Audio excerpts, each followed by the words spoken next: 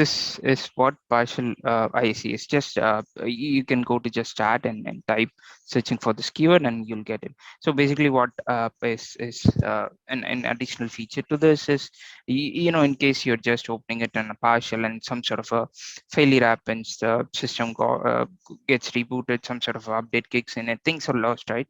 But in an IDE, everything is stored temporarily. So say this machine is booted unexpectedly and you get back in it, you'll get an option to just restore it and you can build from there. So I would suggest this, but that is later stages. Let's just start with our demo for now.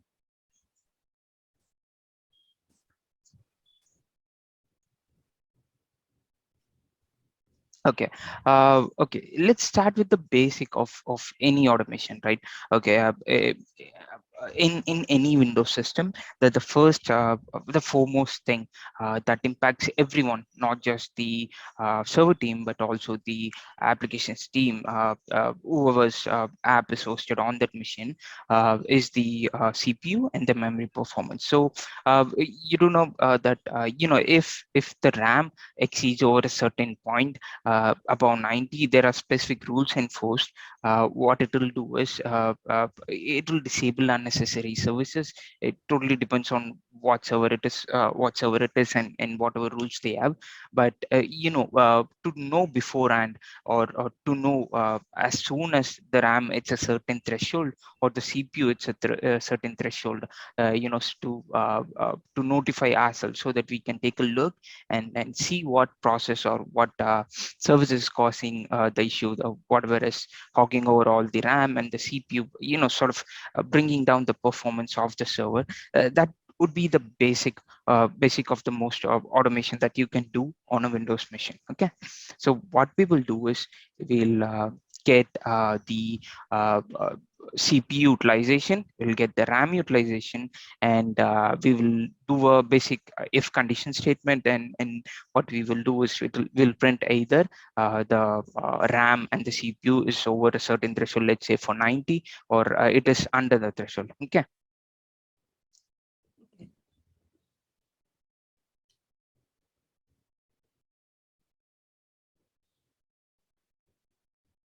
Okay.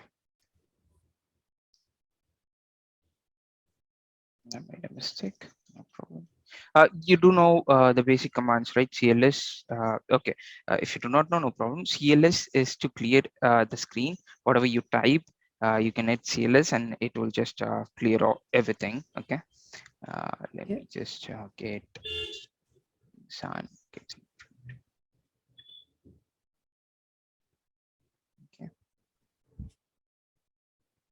That's a problem.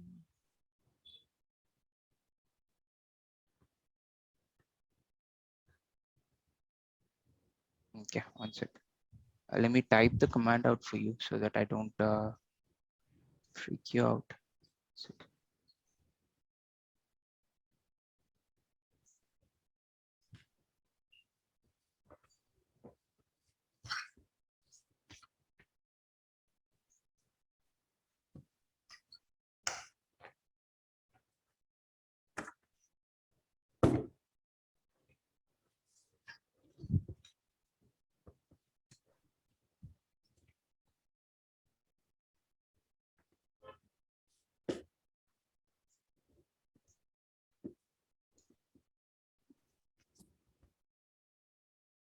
Okay, so the commandlet where the CPU information can be found is the get-wma object. Commandlet itself is just get-wma object, but this class that you see, it's a switch. So basically, get-wma object will have a lot of information within it, but you do not want all the information in it. So you'll be looking for a specific class. So here, our RAM utilization will be present under the class Windows 32 operating system. I'll teach you later on how to actually find what commandlet will contain what switch, and what switch will give you what information. But for now, let's just see that let's just know that this will give us the memory information. Okay, let me just print that out for you and see what it gets. Okay, you see this, right? So basically, this commandlet returns a set of results, and this does not need to be everything that you're looking for, but usually member of that commandlet will. So basically, commandlet is think it of as a parent, and that parent will contain multiple child elements within it, and each element will have each unique source of information, and you can basically just see where the information is and sort of mathematically calculate the RAM or CPU, and then print it out. Okay, let me just get that thing out for you.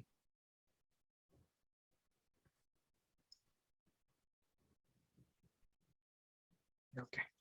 So we, like I said, this is a parent with all the information that you want. Okay. So for us to compute anything, we need to first hold it in a variable. So let's say let's call this raw RAM information. Basically, all the information that this commandlet produces, get-wma object, and then the switch called class, and this is the actual switch. This is the information about the switch. So basically, whatever results are provided by this commandlet will get stored on this variable called raw RAM information. Okay. Okay. Basically, at enter and wait for it to compute. Okay. Raw RAM information dot total visible memory size. Okay. So like I said, the raw RAM information, think of it as a parent. It's a root object, and it has a lot of members. So this is one of the member, and it will hold a value. So total visible memory size will actually give you the total RAM size. So total memory that is installed on any specific machine. So it could be a server, it could be your own machine. So you see this. So this is actually in KB. You'll have to convert it, but basically it means it's 16 gigs. Okay. If you do the same thing, divided by,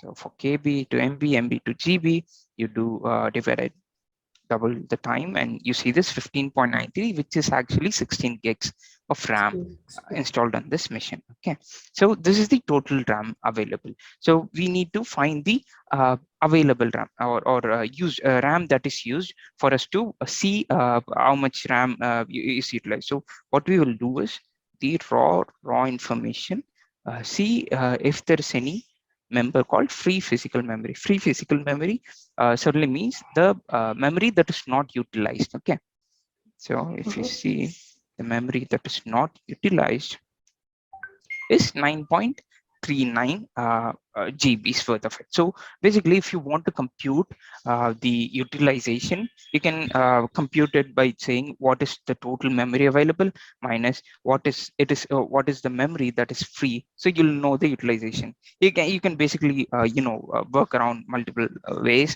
but this is one of the way that you can actually compute the used RAM. So basically, what I'll do is so this will be our total RAM available.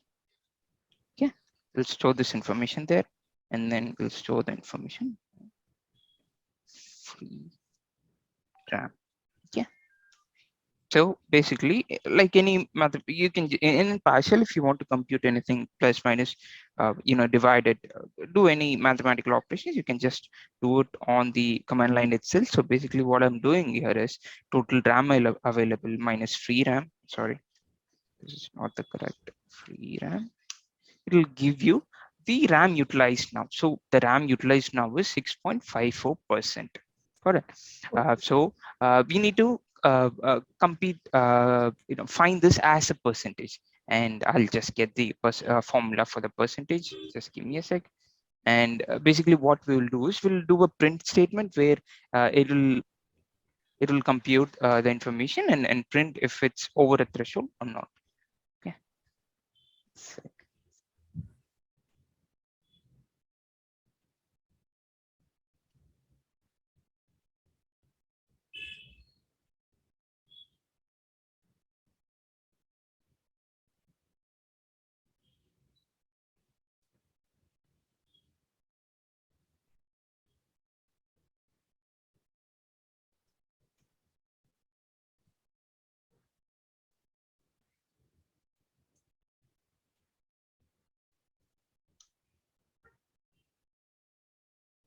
Okay, the free RAM percentage out of the total available percentage is 58% of the RAM is free. So basically that means 100 minus 58 is, so the utilization of RAM utilization is 42.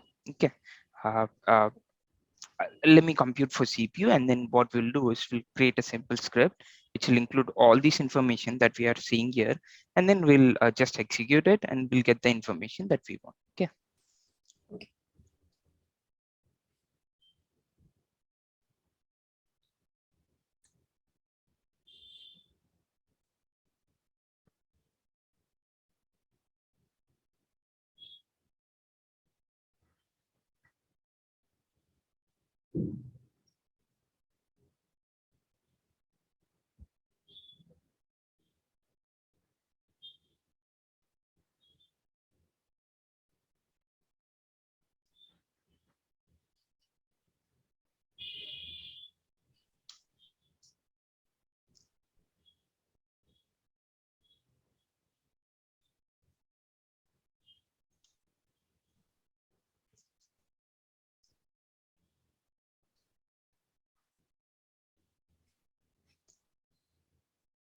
Okay. So basically, this get-wma object is the same commandlet, and this is the new switch for the CPU utilization. So this is called a filter. When I do this, okay, let me show you without the filter and then with the filter. So this will get give us a lot of information. Some commandlets, will hold a lot of information which we might not need, and basically the information that we want is under this processor in the name called total will include all the, because there aren't usually a single CPUs now. So my machine is a quad core processor, and to get the utilization of all the CPUs combined, you need to use the switch called name. And basically what it does is, this is called a filter. When you do question mark or where an object after the pipe, so what it basically means is all the information from this commandlet will be passed through this pipe, and after this pipe, whatever information is before will be the input for whatever is present after. Okay, this pipeline. Okay, this question mark basically means where object, or basically it means filter. So whatever is within this question mark, and then the open curly and then the close curly is your filter. So when you mention $_dot name, you're actually looking up the name property. You see this name property, and it says underscore total. Likewise, there will be multiple members. So this is CPU 2, and it will have its own name. It is actually CPU 7. Like I said, it's a 4-core, but the threads are more like 4-core 8 threads. So you're seeing 8 CPUs here. So it will go from 0, 1, 2, 3, 4, 5, 6, 7. That's how it goes. And there will also be a property called total, which will compute all the CPU performance from all the CPUs, and compute it and just give it out to you. So basically, when I do this, I mean, just give me the information about all the CPUs. Okay. And then select basically means I want to select that specific property from that commandlet. Okay. And then I pipe everything to select object. And then what the information that we need is the percent processor time. Let's see if okay, it is there.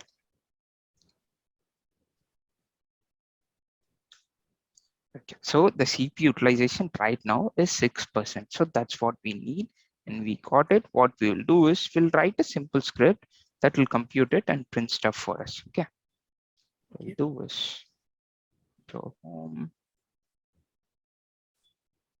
Okay, so dollar. So this is CPU utilization, right? CPU utilization. So what I'm doing here is I'm storing whatever is present in this, what we got from this commandlet and a partial window into a variable, which we'll later use to build a simple if condition to say if it's over a threshold or not. Okay. And this we'll call it RAM, raw RAM, whatever.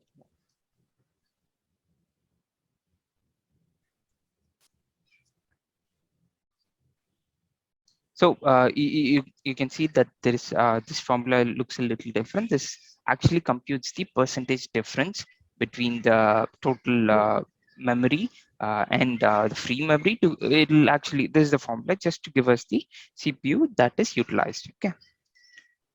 Okay. Yeah, so do not fear about any mathematical formulas.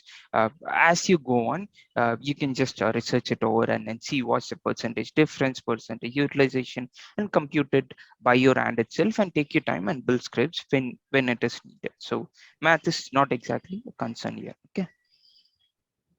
Yeah. Utilization. So we'll keep the naming convention similar so that RAM and CPU utilization are close.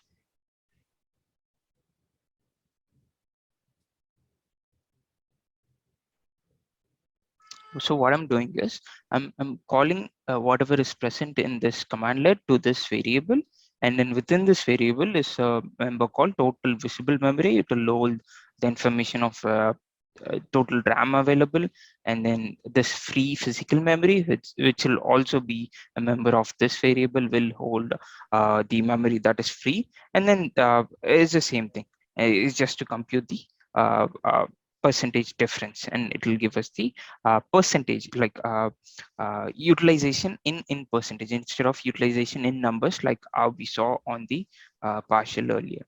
So what I'll do is, Okay. this is computed. So if I'm not sure if you are from computer science background, it does not matter if you're not. If basically means it is a statement. What it will do is, whatever is within this braces, you see, it will Mhm. evaluate that condition. So basically, you'll have to give it a condition to evaluate. So what I'll do here is CPU utilization is greater than or equal to, so let's call it 90. So we know if CPU utilization goes over 90, there is some sort of bottleneck that might happen, because it's not norm to utilize all the CPU all the time. Okay. So what Okay. we'll do is, so this is another commandlet, write -host, which basically means whatever is present within the double quotes you see after write-host, it will print it to the screen. Okay. CPU Okay. utilization is over 90. Okay. The same way we can just reuse our code and just tweak it to check the RAM utilization.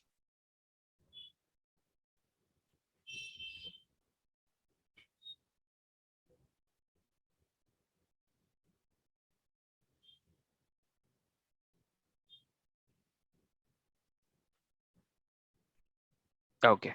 So basically what will happen if I save this? Okay, partial files, just save this in desktop.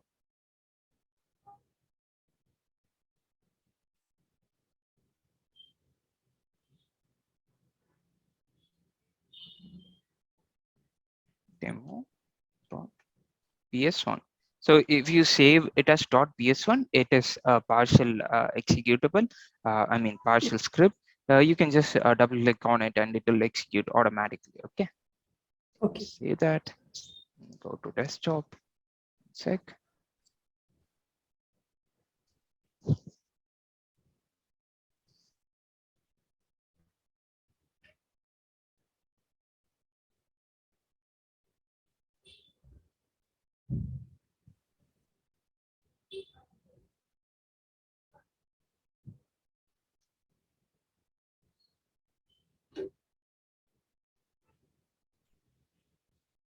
See, this is that demo script which we just created. If we just run it,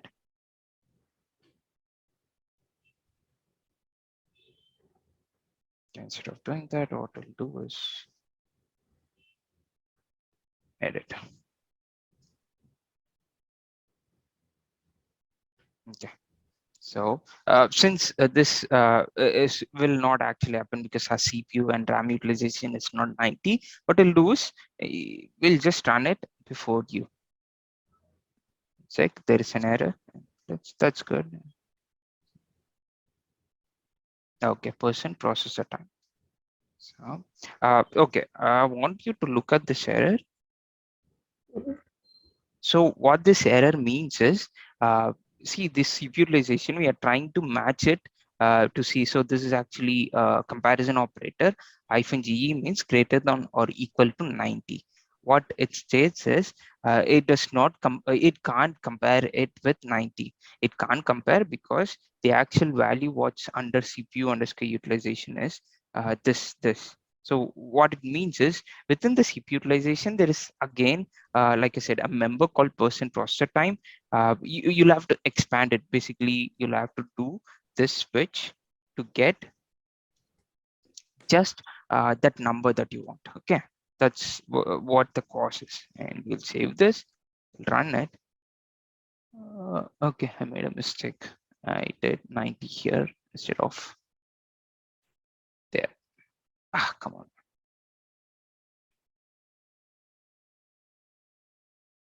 Okay, like I said, you don't see anything because nothing is over 90. So if we make something like 1, we are bound to have utilization more than 1%, right? So we'll just run it. Yep, save it and run it. So utilization is 490. If you want to give the actual CPU utilization and the actual RAM utilization, you can also do that. Instead of printing whatever we want, we can just print the variable over 90 in the actual utilization is this. And if you mention anything with dollar, it will not consider it as a text, and whatever value this variable holds, it will print it out. No, other than that, whatever is in quotes, it can be just a text. It will print anything inside the text. Okay, the actual utilization is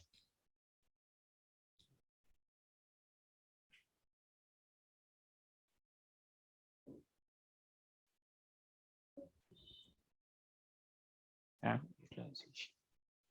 I'll also edit this to make it match what our condition says. Okay, now we will save it and run it. Okay, you see this? CPU utilization is over 1 and the actual utilization is 7. So actually the CPU utilization is right now 7 and the RAM is 42%. Let me open this. Not sure if you're able to see this. It's actually matching with what we see. Yeah, the utilization goes up and down. That's why you see lots of difference. But RAM is bound to be closer. You see 42% is actually here. The CPU is Yes. 7. So basically what you can do is likewise build your scripts, and you can send email information to a specific person, to a set of persons. You can also do a specific email, email block when this condition is success, and if there is this condition is success, you can mention another set of recipients who can receive another set of emails, or you can alternatively even log the information to a event viewer and things like that. It's the sky's the limit, right? For automation in any task that you see, if you want to automate it, you can basically use PowerShell. So like I said earlier, I'll go from the basics. I'll cover everything from variables to what the data types are, and then we can proceed further into writing scripts, and actually I'll also give you the things to do when you're writing your own script, how you can create your own functions, how you can create your own modules, even classes if you need classes and objects, if you want to go even deeper. I'll share you the Kirti will share you the course content Word document. You can take a look over it, and you can speak further with her. Do you have any questions with this session, or anything else for the course in itself, so that I can clarify it to you now? No, as of now, I don't have anything, You Krish. don't have. So that once you share the document, so that I'll go through them. So then Mhm. if I get anything, definitely I'll ask you in next class. Sure. So basically, the document will contain all the modules that we cover in our course, and you can take a Okay, look, and I'll ask Easy to do that. Okay. sure. Okay, then.